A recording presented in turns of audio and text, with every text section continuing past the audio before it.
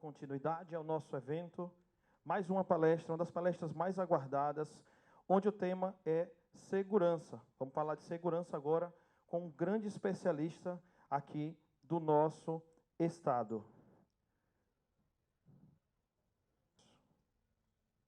Com seus mais de 20 anos de experiência na Polícia Civil Carioca, com vocês o delegado Marco Aurélio.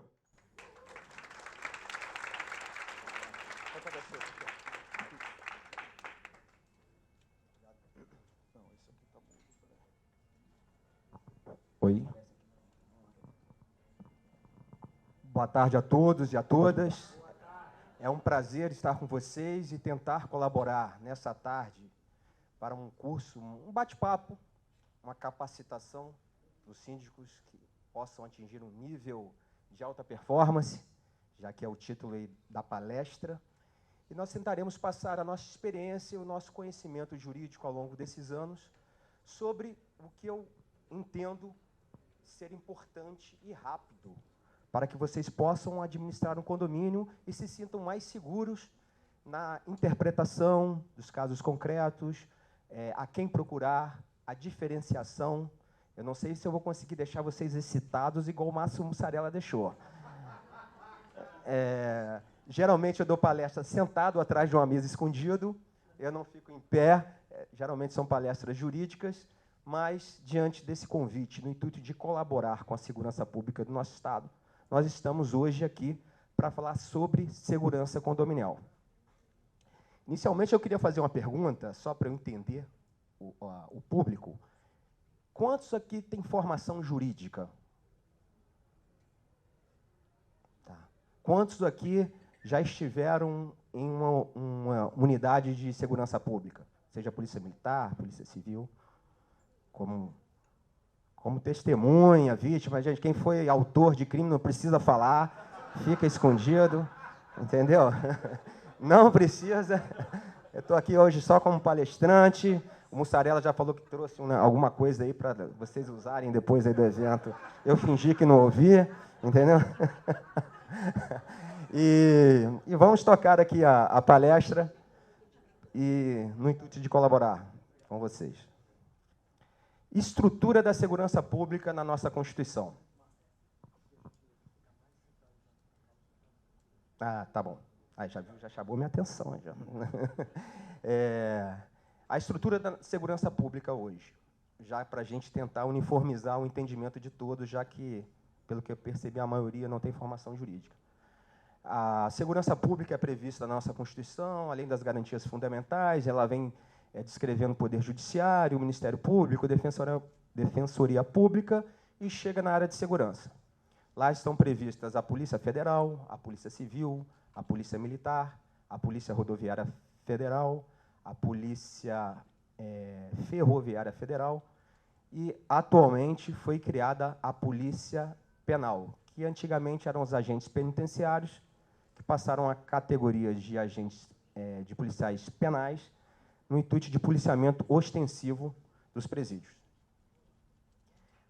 Qual é a diferenciação da atuação dessas polícias? A gente vai, ao longo da palestra, tentar esclarecer para vocês, para que, no caso concreto, no fato que vocês tenham que resolver dentro do condomínio, já tenham a facilidade a quem vocês irão procurar. E aí vamos nesse sentido. Polícia preventiva e polícia judiciária. Quem aí sabe a diferença, além daquela luzinha vermelha, azul em cima da viatura, a verde, a amarela, né? Quem sabe a diferença entre policiamento ostensivo, preventivo e polícia judiciária? Que tem essa noção. Então, vamos lá. Qual é a atividade proeminente de vocês no seu dia a dia? Nós temos a polícia rodoviária. No caso, seria a Polícia Militar. Nós temos a Polícia Rodoviária, que é uma polícia de prevenção ostensiva, nós temos a Polícia Ferroviária, mas, para vocês, no dia a dia, na quase totalidade dos casos, o contato com a Polícia Militar e com os demais programas que usam a Polícia Militar no nosso Estado hoje, que é a Segurança Presente, Mais Presente, todos esses projetos, é a Polícia Militar. Como é que ela atua? Ela atua no intuito de evitar os crimes. Ela tem que estar presente, distribuindo o policiamento para que o crime não aconteça.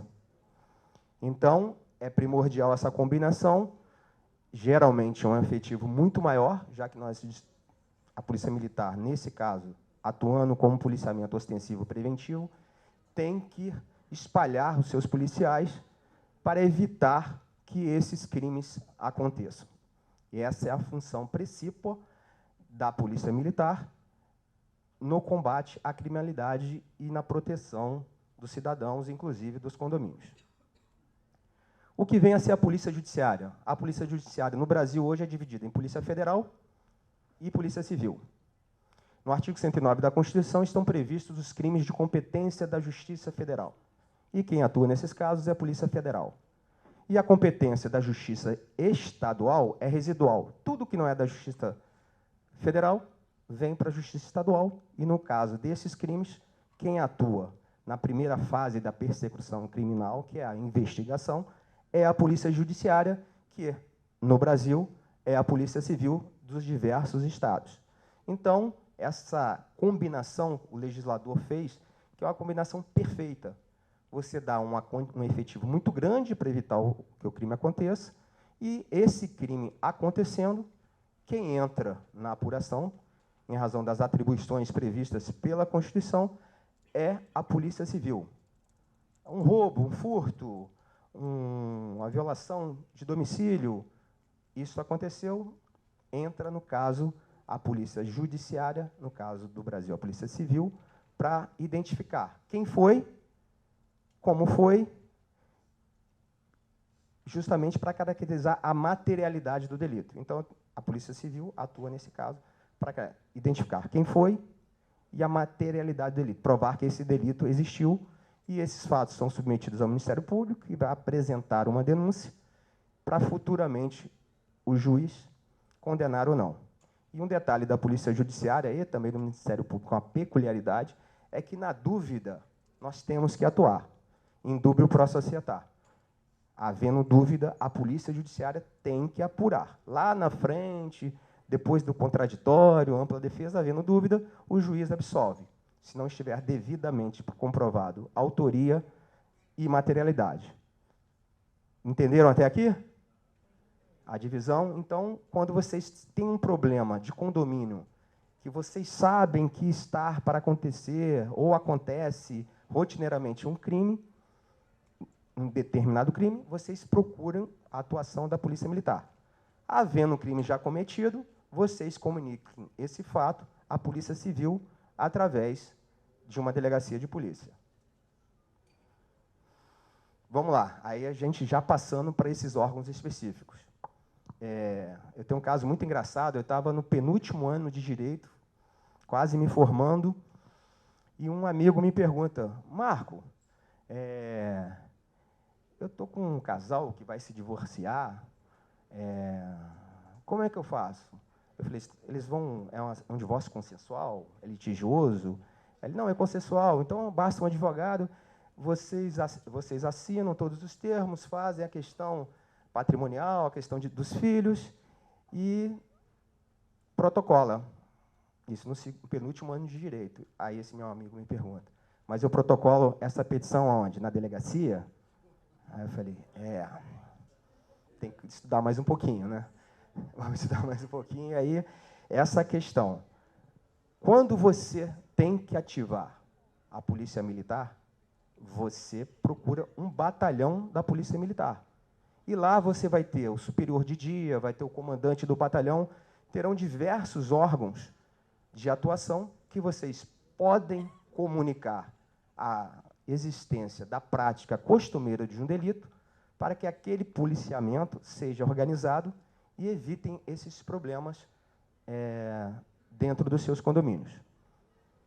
Polícia Civil, aconteceu um delito, alguém cometeu aquelas reuniões condominiais tranquilas, crimes contra a honra, injúria, difamação, eventualmente um furto de bicicleta, N delitos, uma apropriação indébita, alguém recebe algum produto, alguma mercadoria de forma ilícita e não entrega a quem é devido, uma comunicação de uma apropriação indébita, você procura a delegacia. E o quão importante é essa comunicação e esse contato com os órgãos policiais? A polícia tem um efetivo, para vocês terem uma ideia, a Polícia Civil hoje no Rio de Janeiro, hoje não, em 1983, o efetivo ideal da polícia no Rio de Janeiro, depois de uma pesquisa feita, eram de 24 mil policiais civis. Hoje, 40 anos depois, 40 anos, não sou muito bom de matemática não, gente, 40, 84, 40 anos depois, quanto é o efetivo da Polícia Civil com a população quase duplicando hoje? Imaginem, chutem. A necessidade em 1984 eram de 24 mil policiais. O efetivo ideal, nunca chegaria a esse número. Hoje, o ideal seriam 40, 35. Mas vocês acham hoje, alguém chuta aí, o efetivo hoje da Polícia Civil? Hoje o efetivo da Polícia Civil é menor do que 9 mil policiais. Isso contando os que estão envelhecidos, doentes, desmotivados. Então, a administração da informação, hoje, quem procura as polícias, eu confesso a vocês, leva vantagem. Por quê? Quando você procura um batalhão, você procura o superior de dia, o comandante, e fornece informação para o batalhão, você agrega valor, você é tratado diferencialmente. Por quê? Porque o batalhão vai ter interesse em ter um contato com vocês, porque dali eles obtêm informação. Por exemplo, existe um órgão que chama P2 dentro da Polícia Militar. Para que ele é usado? Ele faz uma atividade investigativa? Não, ele faz um trabalho de inteligência. Para quê? Para apurar a existência dos delitos que acontecem na região, para que ele possa, além dos ROs que são confeccionados, identifique os problemas dentro da circunscrição e possam melhorar ainda mais o policiamento ostensivo. Então, vocês, tendo essa comunicação e organizando, inclusive com condomínios vizinhos, quanto mais associações, participando dos conselhos comunitários, dos conselhos de segurança. Se o síndico, eu sei que são muitas funções, cada um tem os seus trabalhos, mas o condomínio podendo mandar pelo menos um representante para a interação com esses órgãos de segurança, é super importante, porque você passa a ter o contato direto num problema e você depois também cria o interesse do órgão de segurança no seu condomínio, na sua associação, nos condomínios de uma rua. Você tem que ter contato com os demais condôminos, aí cria aquele grupo que às vezes você não quer participar, mas, nesse caso, importante, somente com síndicos, subsíndicos, para que a informação circule e seja levada às autoridades que têm atribuição, nesse caso, para o policiamento, no caso, preventivo, ostensivo e, eventualmente, na investigação. Delegacias de polícia. Delegacia de polícia conta, em regra, com um delegado titular, um delegado assistente, e naquelas que existem o plantão, que são aquelas que são responsáveis 24 horas na realização dos autos de prisão em flagrante, mais 4 delegados plantonistas. A equipe de investigação e um chefe de serviço. Eu acho muito importante o síndico, ou a sua associação, ou um grupo de síndicos, terem contato com a sua delegacia da área. Um telefone, um e-mail, um WhatsApp. Para quê? A experiência me dá essa característica. Se eu tenho um grupo que me traz muita informação, automaticamente, tanto o delegado, quanto a equipe, quanto o chefe de serviço, dará mais atenção, porque aquilo é uma troca.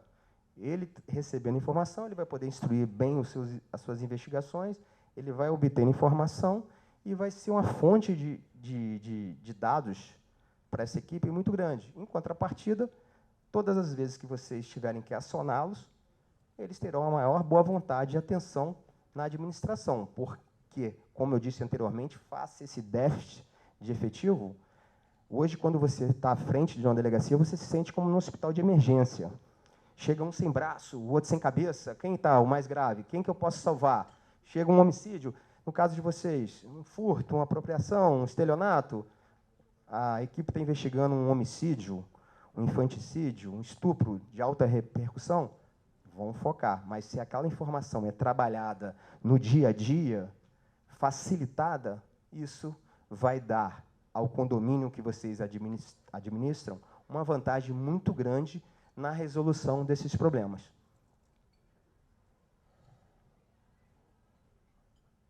Então, aí seria só no caso de aprimoramento, porque provavelmente vocês contam com assessoria jurídica, a administração condominial conta com advogados, mas o que seria importante a um síndico para facilitar a resolução imediata de um problema e até evitá-las durante, por exemplo, numa reunião de condomínio, numa assembleia? É noção da legislação que ele possa ser usado. Então, a título de curiosidade, eu sugiro que vocês leiam a parte específica do Código Penal, que vem especificando os crimes em espécie. E é muito fácil. Hoje em dia, com o Google, você joga Código Penal, Planalto, vai estar lá, Código Penal. Aí vem lá, começa com 121, homicídios, já vai com crimes contra a honra, difamação, porque durante a condução de uma reunião, você possa interpelar, antes que aconteça um fato mais grave, os presentes para que você evite o cometimento de um delito ou de uma infração condominial ou qualquer outra coisa, já explicitando a possibilidade de uma ocorrência mais grave. Direitos de vizinhança seria muito interessante no Código Civil.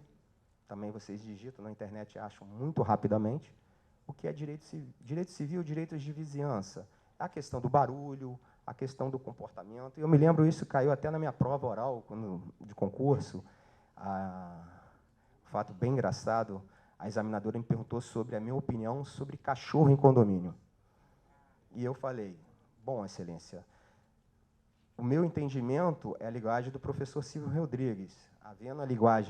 Havendo respeito aos 3 S's, o direito de propriedade prevalece sobre o direito condominial. O que seria isso?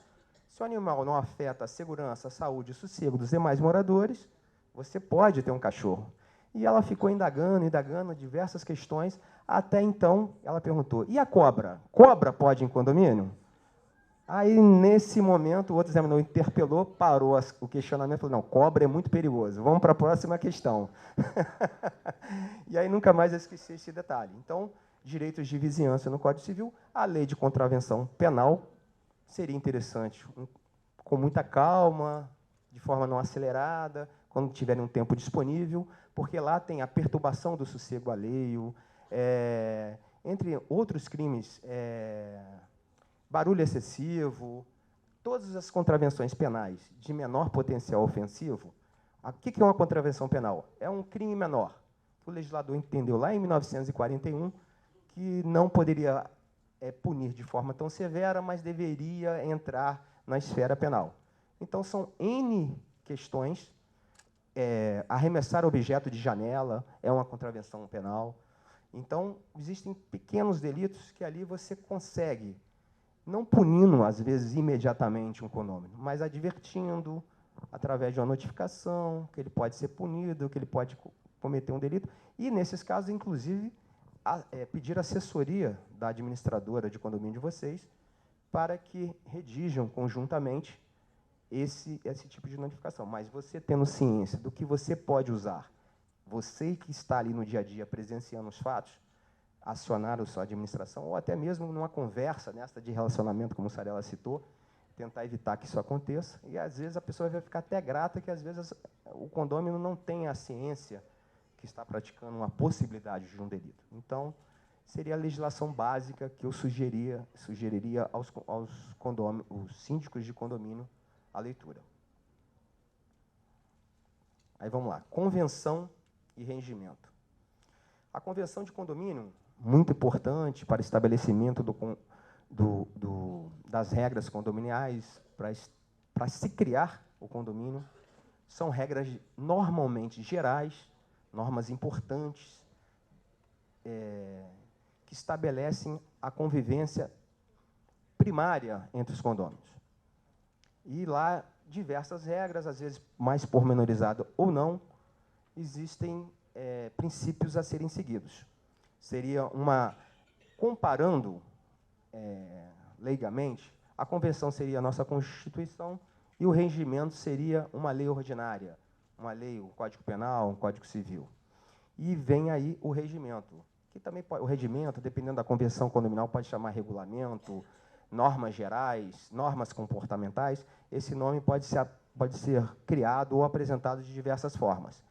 E esse regimento, eu entendo muito importante para o funcionamento do condomínio. Por quê? É aqui no regimento que, através das assembleias, das reuniões condominiais, vocês podem, com os demais condôminos, criarem diversas regras de segurança para o condomínio. Por exemplo, comportamento do porteiro, o que ele deve fazer, aonde ele deve ficar, como se deve se comportar a piscina, a questão do som, os horários, bem detalhados. Isso facilita a relação dos condôminos, uma consulta, uma publicização do que deve ser feito, o que deve não ser feito. Isso facilita a relação do condomínio com os empregados. Você, baseado no seu regulamento, você pode notificar o empregado e utilizar a lei trabalhista pelo descumprimento da regra.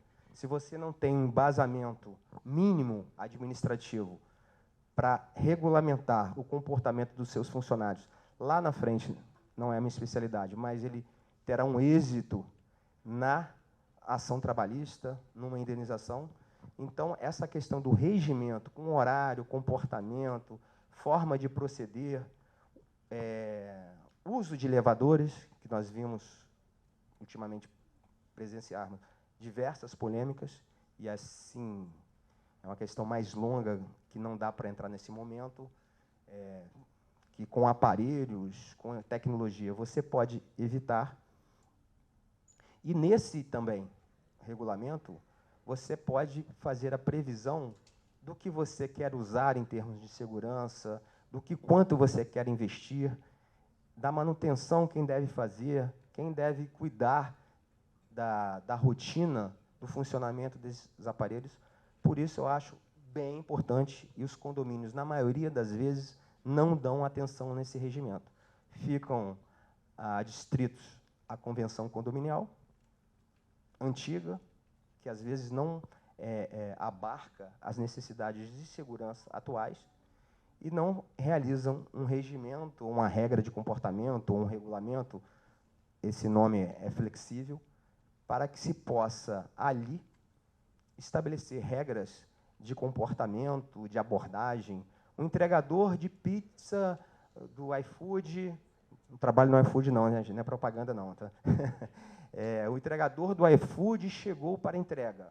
No seu regimento interno, pode estar ali previsto o comportamento do porteiro. Isso vai facilitar a ele que não seja imputado um crime de racismo, de injúria, de discriminação. Então, ali vai ser a pauta para que ele possa até se orientar no relacionamento com terceiros e com os condôminos. No regimento interno, quem aqui no condomínio tem aluguel de temporada? Airbnb, vocês têm? Vocês identificam, pedem a identificação de quem está usando o imóvel nessa alta rotatividade? O regimento interno pode ser claro em estabelecer que, nesse tipo de rodízio, que são pessoas, às vezes alguém aluga um imóvel para roubar o prédio inteiro. Eles utilizam, alugam, passam a temporada, analisam como o prédio funciona e, posteriormente, vão lá e roubam o prédio. Então, você tem que ter identidade, CPF, endereço, origem, o maior número de dados possíveis que vocês entendam específicos para o caso concreto, para o condomínio de vocês, para que, eventualmente, em uma investigação, possa se apurar um possível suspeito. E aí, tudo isso você pode estabelecer detalhadamente no regimento e não precisa daquele quórum qualificado da convenção de 2/3, que geralmente você não consegue uma alteração e sequer a presença de todos os condôminos. Vamos exemplos práticos. Eu já passei por alguns, vou reiterá-los, ou novos, e assim, nesse item, nesse slide, vocês tendo qualquer tipo de dúvida, podem perguntar, podem interpelar, porque são muito casos casuísticos. Dependendo da região, dependendo do condomínio, dependendo dos moradores, dependendo da forma de locação, esses crimes vão tendo uma variedade grande. O que a gente presencia maior dentro de condomínio? É o furto e o roubo. O furto é subtrair coisa alheia móvel. Alguém pega uma bicicleta, pega um retrovisor de um carro, ou pega qualquer objeto, qualquer bem móvel de outro, com o intuito de apropriação. O que vem ser o roubo? É o furto com violência ou grave ameaça. Você subtrai coisa alheia móvel de outra, usando de violência ou grave ameaça. E é que eu percebo, assim, na legislação criminal, na maioria das vezes, 50% dos registros de ocorrência que aparecem em sede de polícia judiciária, no caso, a Polícia Civil. Mas aí você também tem convenção, assembleia de condomínio, aquelas discussões, xingamentos, aí você aparece com os crimes de calúnia, injúria e difamação. Qual é a peculiaridade desse crime? Isso é até bom. São crimes de ação penal privada. Eles precisam que o interessado, o ofendido, compareça em sede policial e faça um requerimento, a notícia crime. Faça a notícia crime para que futuramente se apresente a queixa-crime. A queixa-crime é só em juízo. Quando você está em sede policial, você faz a notícia do crime. A polícia vai apurar aquilo ali, se houve desonra, algum crime específico da legislação criminal, e a cópia daquilo é dada ao ofendido, ao interessado, para que aí ele apresente a queixa-crime em juízo. Então, precisa de toda uma movimentação do ofendido, da vítima, para que esse crime prossiga na sua segunda fase, que é em juízo. O que acontece muito? Estelionato. Quem tem muito idoso no condomínio hoje? Hoje em dia, os idosos são... Vocês já veem aí o tio da Caixa Econômica, que foi sacar dinheiro. Tio Paulo. Então, hoje em dia, os idosos são frequentemente vítimas de estelionato. N golpes, cartão de crédito, saque bancário, entrega de objetos com pedido de cobrança que eles não encomendaram. Esse delito também seria um dos delitos que muito ocorrem dentro de um condomínio. Apropriação indébita. O que seria uma apropriação indébita? Algum funcionário ou algum vizinho recebe um objeto de forma lícita. O correio chega, entrega, qual é o nome do senhor? Tá, vai receber. É para fulano de tal. Essa pessoa recebe inicialmente esse objeto de forma lícita, um funcionário, e se apropria, não repassa aquilo para quem de direito. Perturbação do sossego alheio, lá no artigo 28 da Lei de Contravenções Penais. A questão do barulho excessivo, a questão de festa, a questão do uso da piscina, a questão do uso do ambiente comum, seria também um fato relevante que acontece hoje e sempre aconteceu dentro dos condomínios. Esses seriam os principais, e se alguém tem algum fato específico que eu possa me lembrar e tipificá-lo, fiquem à vontade agora ou durante as dúvidas, para que a gente possa explicitar.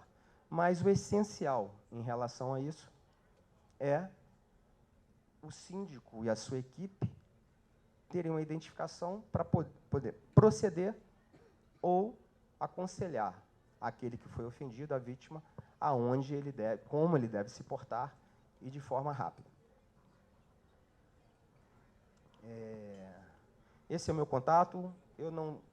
Pela profissão, eu não uso redes sociais, e quando as tenho são fechadas, só para uso privado, mas caso queiram, em algum caso concreto, alguma dúvida façam contato por WhatsApp, se identifiquem, que à medida do possível, eu tenho o meu trabalho, a gente procura colaborar com palestras, e na medida do possível a gente tenta esclarecer dúvidas, como proceder, a quem procurar, e fiquem à vontade para que vocês apresentem esse tipo de demanda.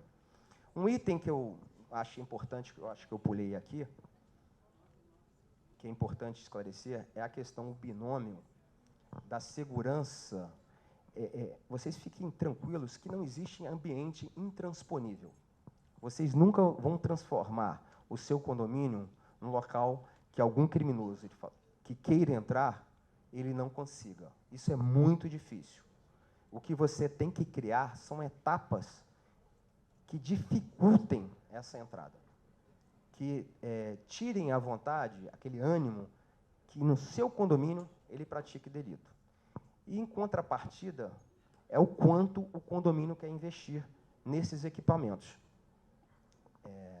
Vamos criar um sistema sensorial de presença durante todo o condomínio. Se alguém pular um muro, vai ser identificado, vai acionar uma câmera, a câmera presencial vai identificar qualquer tipo de movimento. Vamos estabelecer uma nova forma do elevador só com código de segurança, só sobe quem tiver código de segurança. O quanto isso custa? O quanto o condomínio quer investir em segurança? Isso é uma questão que os condôminos em convenção, em assembleia, podem discutir, e o que eu entendo é que, por vezes, investimentos não tão caros e um bom regimento interno, uma boa forma procedimental, vão auxiliá-los, às vezes, muito mais que um equipamento que uma empresa X ou Y queiram vender no intuito do lucro. Então, um equipamento que eu entendo, que eu percebo barato, que ajuda muito, é sensor de presença com luz. A pessoa está passando, ativou, ligou aquela luz, já inibe aquela entrada. A câmera normal de segurança, para fora, para dentro, com valores não tão caros, não precisa ter nenhuma tecnologia. O que eu sugiro? Uma boa qualidade de imagem. Por quê? Preventivamente, se alguém pensa em invadir o seu condomínio, olhando uma câmera, ativou um sensor, iluminação, identificou a presença, está claro a imagem dele, ele olha, vê uma câmera, uma imagem, para dentro e para fora, ele já fica preocupado. Por quê? Falhou a segurança preventiva, o porteiro, o eventual segurança que existe no condomínio, entra o fator da investigação. O que evita muito alguém na prática do crime é a possibilidade dele ser identificado. Tipo, matar alguém, está lá no Código Penal. Nós não temos essa índole, mas em diversas situações, em diversos locais, as pessoas deixam de matar alguém porque existe um crime com a pena altíssima. E a possibilidade de ser identificado é o que faz, muitas das vezes, o agente criminoso a prática desse delito. Então, essa questão do investimento em equipamento de segurança com custo, vocês devem ter muita atenção. Se vocês tiverem bons equipamentos, não precisam ser caros, é preciso ter alguns equipamentos, como luz de presença, câmera, e o que eu acho muito importante é a questão do regulamento, é o treinamento do funcionário de vocês quanto à segurança. Por quê? Não adianta você botar câmera, luz, cerca elétrica, se o seu porteiro está lá fora conversando com outro porteiro. O que vai acontecer? Ele vai ser abordado lá fora e ele vai ser o agente que levará um criminoso para dentro do seu condomínio. Então, essa questão do investimento, o quanto você quer investir, os equipamentos que vocês possuem no seu condomínio, vocês devem sempre fazer essa dualidade e esse equilíbrio. Eu aconselho que vocês não invistam tanto, vocês procurem ter bons equipamentos, uma boa imagem, bons sensores e, primordialmente, treinar a equipe de vocês. E que eu sugiro também, essas regras, inicialmente, têm que ser regras claras, básicas, e não muitas.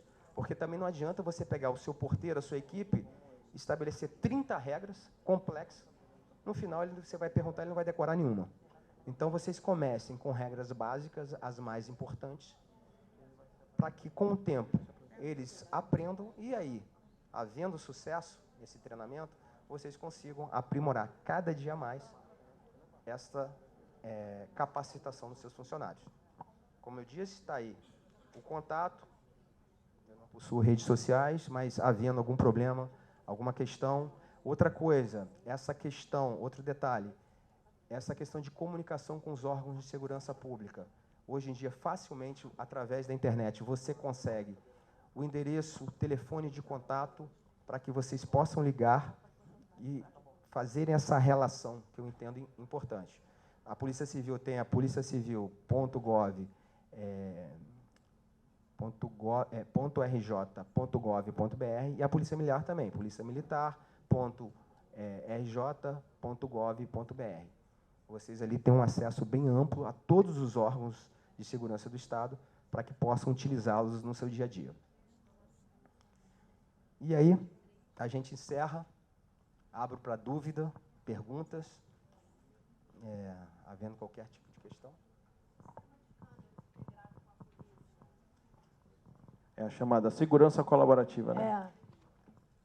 Tem alguém dessa área aqui no evento? Eu acho que eu não vi nenhuma empresa de segurança colaborativa aqui, não. Então, às vezes essas empresas prometem muito mais do que realmente elas fazem. O que elas fazem é acionar um telefone de um batalhão ou 90 para que eles possam receber automaticamente uma ligação quando não há o acionamento físico manual.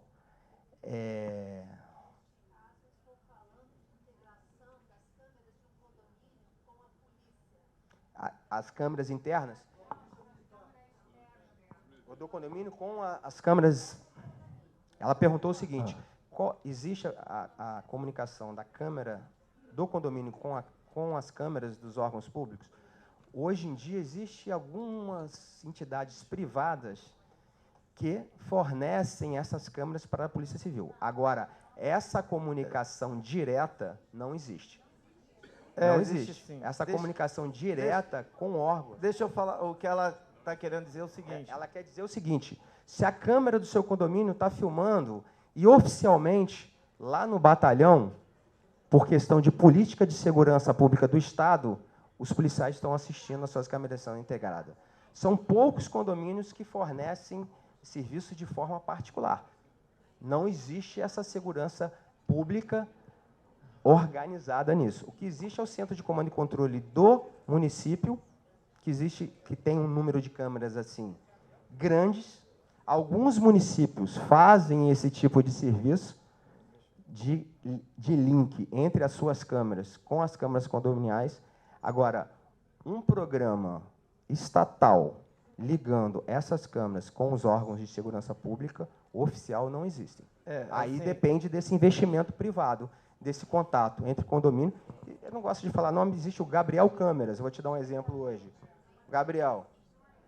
Não é esse sistema, o sistema que ela de fornecimento. O sistema que ela está falando é o seguinte: na Zona Oeste do Rio, aqui, Recreio, Barra, está sendo oferecido, né, através até do... Eu tive até na Zona Oeste do Rio de Janeiro. o Carlos Caiado, que é o presidente da Câmara dos Vereadores, eles estão com um projeto, deixa eu rapidinho, eles estão com um projeto de, tipo assim, um condomínio, né, fornece as câmeras para o sistema de monitoramento da subprefeitura da Barra para fazer monitoramento. É tipo uma doação, porém, tem uma empresa por trás disso que cobra um valor, né, e a gente paga um valor aí mensal e ele fornece todo esse monitoramento junto... No caso aqui do senhor, específico, vamos por partes. Específico, o que eu estou te passando foi isso que me passaram, entendeu? Que me ofereceram. A prefeitura não tem, o município ele não tem função de segurança pública na nossa Constituição. Ela não tem nem polícia. A guarda municipal, ela não é uma polícia. Ela foi criada para proteger o logradouro público, o patrimônio público. Se existe O Centro de Comando e Controle da Prefeitura, eu participei daquela investigação do Porta dos Fundos, quando arremessaram uma bomba, que o autor fugiu para a Rússia. O que existe ali, que eu descobri naquela investigação? Que existe uma possibilidade, havendo investimento, de um link, mas o condomínio pagando eventualmente esse projeto, de acesso, no futuro, das câmaras do município, do sistema do município, às câmaras privadas. Mas isso é um trabalho, pode ser, no futuro, uma parceria público-privada, um projeto público que possa vir a existir. Mas hoje, órgãos de segurança pública, que têm atribuição de segurança pública, que linkem as câmeras do condomínio a um banco de dados privado, público, o banco privado com o público, com as câmeras do condomínio oficial, isso não existe. Boa Pessoal, tarde. Oi, com licença. Tem a lei de LGPD, proteção de dados, tem toda uma complexidade de fornecimento. Boa tarde, doutor. Pode? Então, esse sistema 190 integrado, ele foi apresentado.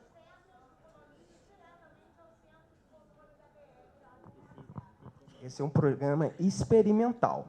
E não existe esse programa oficial por iniciativa de algumas pessoas que estão compondo o CICC, Centro de Comando e Controle.